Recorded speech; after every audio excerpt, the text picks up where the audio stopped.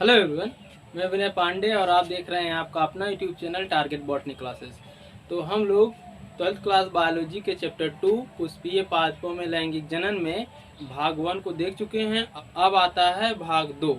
Okay, भ्रूणपोष का विकास, भ्रूण का विकास, बीज का निर्माण, फल का निर्माण तथा आवृत बीजी में जनन की विशिष्ट विधियों को देखेंगे और जीनिया तथा मेटाजीनिया आदि को पुष्पीय पादपों के लैंगिक जनन के भाग 2 में देखने वाले हैं। ओके, भाग 2 को स्टार्ट करने से पहले पिछले लेक्चर में दिए हुए क्वेश्चन को देख लेते हैं, मतलब उसका आंसर देख लेते हैं, उसके बाद फिर आगे बढ़ते हैं। तो पहला क्वेश्चन था, निषेचन की घटना को सर्वप्रथम किसने बताया? तो इसका आंसर है स्ट्रासबर्गर, 1884 ईस्वी में बताया। ओके, और क्वेश्चन नंबर 2 था, वर्तिका के कितने प्रकार होते हैं? तो इसका आंसर है वर्तिका के 3 प्रकार होते हैं, खुली वर्तिका, आधी बंद वर्तिका तथा बंद वर्तिका। और क्वेश्चन नंबर 3 है कि कैजोराइना की परागनलिका बीजांड में कहाँ से प्रवेश करती है? तो इसका आंसर है निभाग द्वारा, या इसे इंग्लिश में कहते हैं चालजा। और क्वेश्चन नंबर 4 था, भ्रूण कोश में नर युग्मक का अंड कोशिका से संलयन क्या कहलाता है? तो इसका आंसर है सिंगैमी या संयुग्मन। ठीक, भ्रूण कोश में नर युग्मक का अंड कोशिका से संलयन सिंगैमी या संयुग्मन कहलाता है। ओके, तो क्वेश्चन नंबर 5 था, निषेचन की प्रक्रिया में द्वितीयक केंद्रक एवं दूसरे नर युग्मक के संलयन को क्या कहते हैं? तो इसका आंसर है त्रिसंलयन या त्रिसमेकन, या इसे इंग्लिश में कहते हैं ट्रिपल फ्यूजन। और क्वेश्चन नंबर 6 था, परागण और निषेचन की प्रक्रिया में कोई 2 अंतर लिखिए। तो इसका आंसर है परागकणों का वर्तिकाग्र तक पहुंचने की क्रिया परागण कहलाती है। निषेचन में नर व मादा युग्मकों का मिलना निषेचन कहलाता है। तो परागण में परागण अनेक माध्यमों से होता है, जल, कीट, वायु द्वारा आदि। ठीक, लेकिन निषेचन में निषेचन को किसी माध्यम की आवश्यकता नहीं होती है। ओके, तो अब आइए अपने टॉपिक पर चलते हैं। नर तथा मादा युग्मों के संलयन के उपरांत भ्रूणकोश में 2 संरचनाओं के निर्माण का प्रारंभ हो जाता है। इसमें द्वितीयक केंद्रक विकसित होकर के भ्रूणपोष का निर्माण करता है तथा जायगोट विकसित होकर के, जायगोट मतलब जब नर और मादा युग्मक आपस में संलयन करेंगे, संलयन के पश्चात जो होता है जायगोट का निर्माण होता है। ठीक, जायगोट विकसित होकर के भ्रूण का निर्माण करता है। ओके, भ्रूण कोश के अंदर जो सहायक कोशिकाएं और प्रतिमुखी कोशिकाएं होती हैं वह निषेचन के तुरंत बाद नष्ट हो जाती हैं या डिस्ट्रॉय हो जाती हैं। निषेचन के पश्चात होने वाले परिवर्तनों के अंतर्गत भ्रूण विकास तथा भ्रूणपोष का विकास, फल एवं बीज का निर्माण आता है। और इन सभी संरचनाओं और घटनाओं का अध्ययन इस अध्याय में हम लोग करने वाले हैं।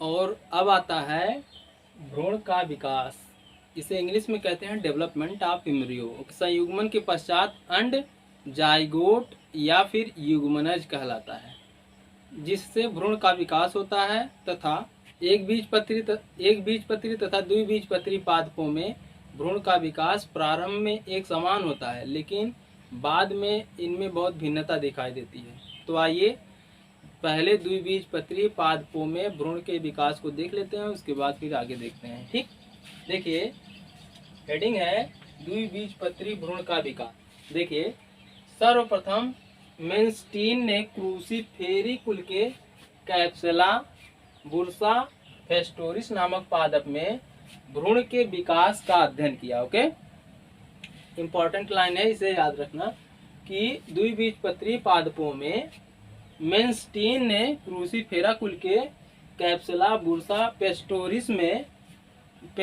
नामक पादप में भ्रूण विकास का अध्ययन किया। ओके, फिर आगे देखिए, इस क्रिया के प्रारंभ में युग्मनज आकार में बढ़कर अपने चारों ओर सेलुलोज की भित्ति का निर्माण कर लेता है। ओके, तो पहले डिफिनीशन को देख लीजिए, उसके बाद अभी फिगर को भी समझा दे रहे हैं। ओके, यह अनुप्रस्थ विभाजन, ठीक, इसे इंग्लिश में कहते हैं, किसे? अनुप्रस्थ विभाजन को इंग्लिश में कहते हैं ट्रांसवर्स डिवीजन। ओके, देखिए, यह अनुप्रस्थ विभाजन यानी ट्रांसवर्स डिवीजन के द्वारा 2 कोशिकाओं में विभक्त होकर बीजांड द्वार की ओर आधार कोशिका यानी इसे इंग्लिश में कहते हैं बेसल सेल्स तथा निभाग को इंग्लिश में कहते हैं चालजा। ठीक, निभाग की ओर अंतस्थ कोशिका का निर्माण करता है।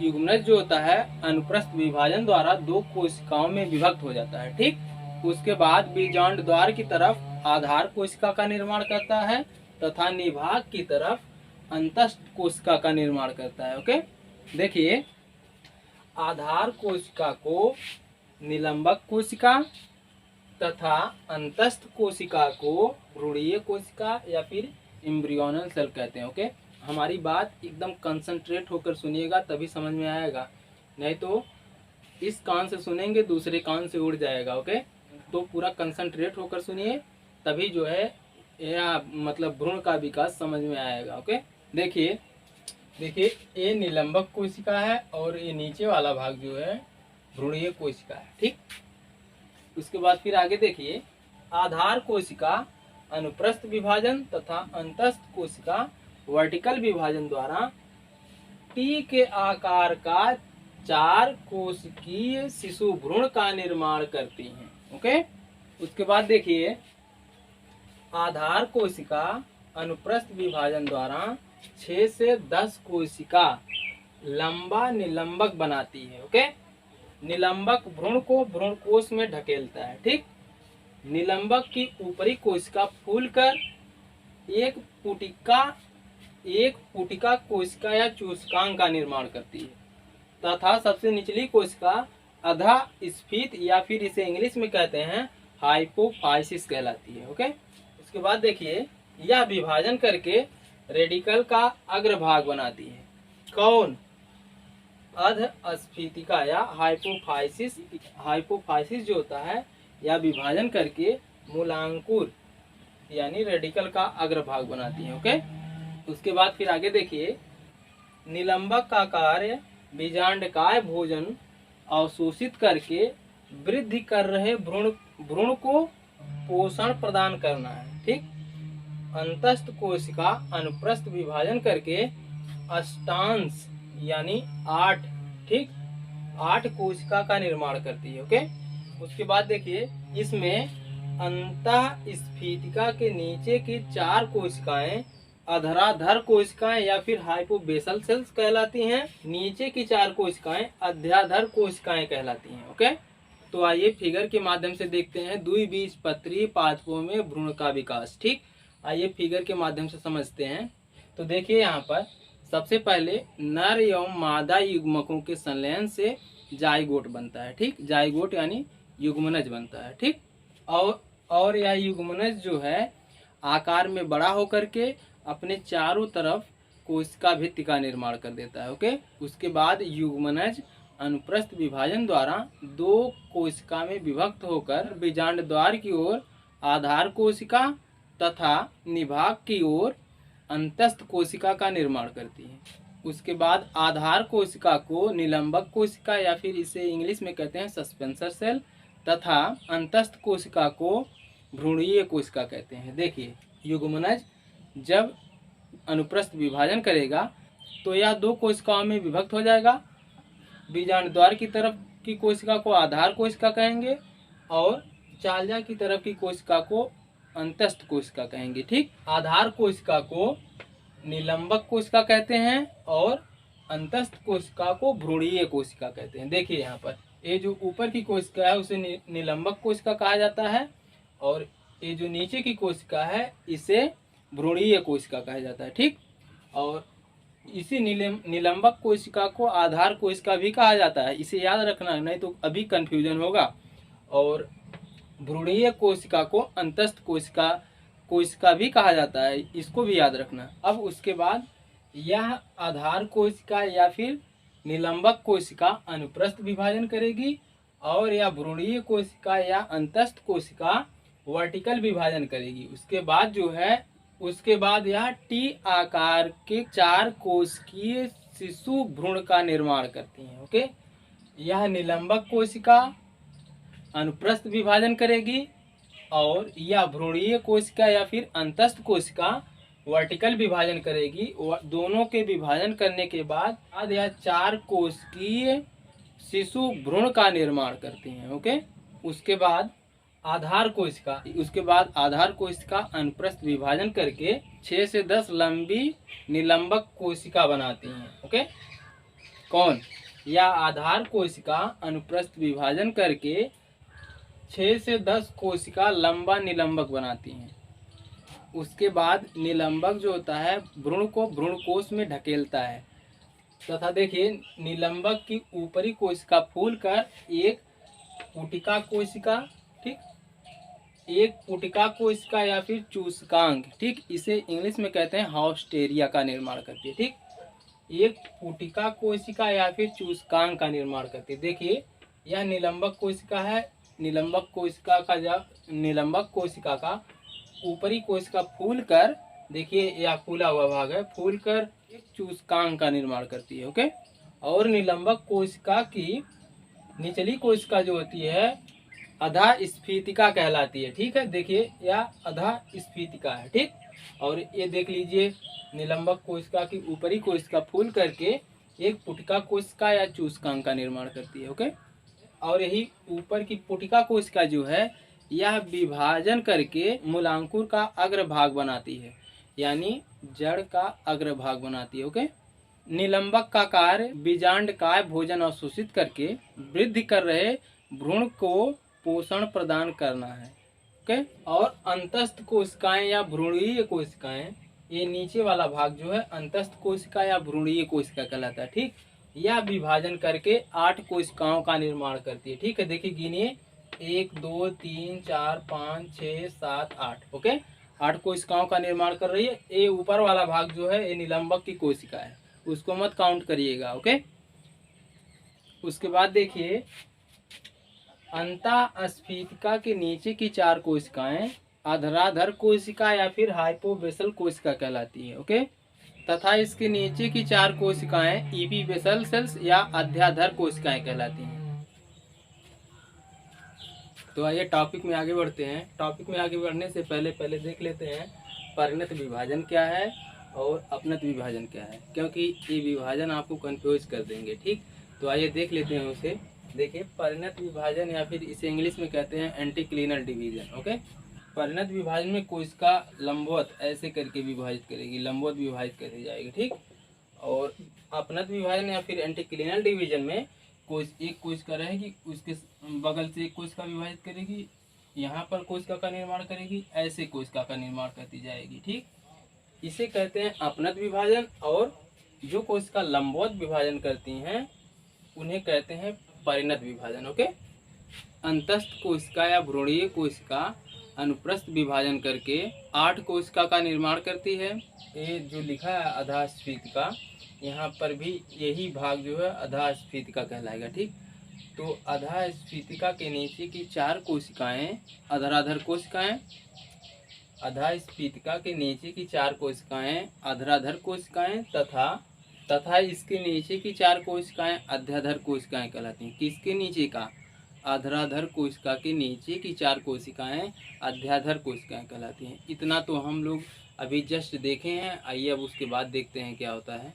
अधराधर कोशिकाएं या फिर हाइपोबेसल सेल्स जो होती हैं वह मूलांकुर व अधोबीजपत्र का निर्माण करती हैं तथा अध्याधर कोशिका से परांकुर व बीजपत्र बनते हैं। ओके, अधराधर कोशिकाओं से मूलांकुर व अधोबीजपत्र तथा अध्याधर कोशिकाओं से परांकुर, प्लूरियम व बीजपत्र बनता है। ओके, उसके बाद देखिए अष्टांशक अवस्था की 8 कोशिकाएं परिणत विभाजन के द्वारा बाह्य त्वचीय कोशिकाओं का स्तर बनाती हैं। ठीक, अष्टांशक अवस्था की 8 कोशिकाएं। ठीक, ये जो 8 कोशिकाओं का समूह है इसे अष्टांशक अवस्था कहते हैं। ठीक, तो अष्टांशक अवस्था में परिणत विभाजन होगा। ठीक, परिणत विभाजन द्वारा बाह्य त्वचीय कोशिकाओं का स्तर बनाती हैं। ओके, जो अपनत विभाजन द्वारा त्वचाजन स्तर बनता है। देखिए यहाँ पर 8 कोशिकाएं परिणत विभाजन द्वारा बाह्य त्वचीय कोशिकाओं का स्तर बनाती हैं। ठीक, जो अपनत विभाजन द्वारा त्वचाजन स्तर बनाता है। इस प्रकार इस अवस्था में पाक भ्रूण में 16 कोशिकाएं होती हैं। उसके बाद देखिए त्वचाजन के अंदर की कोशिकाएं उदग्र या फिर अनुप्रस्थ विभाजन। ठीक, अनुप्रस्थ विभाजन में भी कोशिकाओं का साइड वाइज विभाजन होता है। ओके, जैसे अपनत विभाजन में होता है। त्वचा के अंदर की कोशिकाएं उदग्र व अनुप्रस्थ विभाजनों द्वारा विभाजित होकर केंद्रीय रंभजन, इसे इंग्लिश में कहते हैं प्लूरोम, तथा मध्य में वल्कुटजन, इसे कहते हैं पेरिब्लेम बनाती हैं। ओके, और फिर यहाँ देखिए वल्कुटजन यानी पेरिब्लेम से वल्कुट यानी कॉर्टेक्स बनता है, और रंभजन यानी प्लूरोम से स्टील यानी रंभ बनता है। ओके, आइए फिगर को देख लेते हैं। ये 8 कोशिकाएं परिणत विभाजन द्वारा बाह्य त्वचीय अस्तर बनाती हैं, जो कि अपनत विभाजन द्वारा त्वचाजन अस्तर बनाता है। ठीक, और इस त्वचाजन की अंदर की कोशिकाएं अनुप्रस्थ विभाजनों द्वारा विभाजित होकर केंद्रीय रंभजन तथा मध्य में वल्कुटजन बनाती हैं। वल्कुटजन कोशिकाओं से वल्कुट बनता है तथा रंभजन कोशिकाओं से रंभ बनता है। ओके, और उसके बाद वल्कुटजन, यहाँ पर भी वही लिखा है, वल्कुटजन कोशिकाओं से वल्कुट यानी कॉर्टेक्स का निर्माण होता है, और रंभजन कोशिका, इसे इंग्लिश में कहते हैं प्लूरोम। ठीक, रंभजन कोशिकाओं से रंभ का निर्माण होता है। ओके, और उसके बाद भ्रूण वृद्धि करके हृदयाकार हो जाता है। उसके बाद देखिए, इस प्रकार परिपक्व द्विबीजपत्री भ्रूण में 2 बीजपत्र होते हैं जो एक अक्ष से जुड़े होते हैं। अक्ष का एक भाग जो बीजपत्र के बीच में होता है उसे प्रांकुर यानी प्लूरोम कहते हैं। ठीक, और दूसरा भाग मूलांकुर कहलाता है। ओके, परिपक्व भ्रूण के कुछ भाग को देख लीजिए।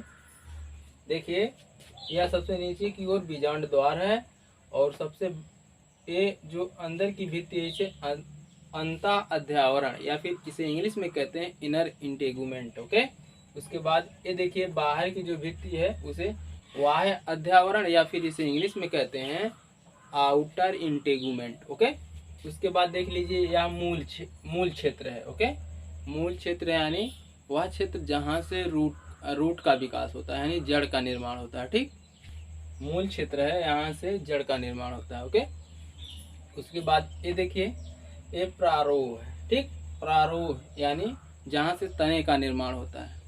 ठीक, उसके बाद ये देख लीजिए ये दोनों बीजपत्रक हैं। ये दोनों भाग बीजपत्रक कहलाते हैं, और ये सबसे ऊपरी भाग निभाग कहलाता है। और ये जो गोल संरचना दिखाई दे रही है इसे भ्रूणपोष केंद्रक कहते हैं। यहाँ पर जो गोल संरचना दिखाई दे रही है उसे बीजांडकाय कहते हैं। ओके, तो आज के लिए बस इतना ही, मिलते हैं नेक्स्ट वीडियो में। और अगर आपको इस टॉपिक में कहीं से भी कोई प्रॉब्लम हो तो आप कमेंट करके पूछ सकते हैं। ओके, पढ़ते रहिए और मेहनत करते रहिए। All the best.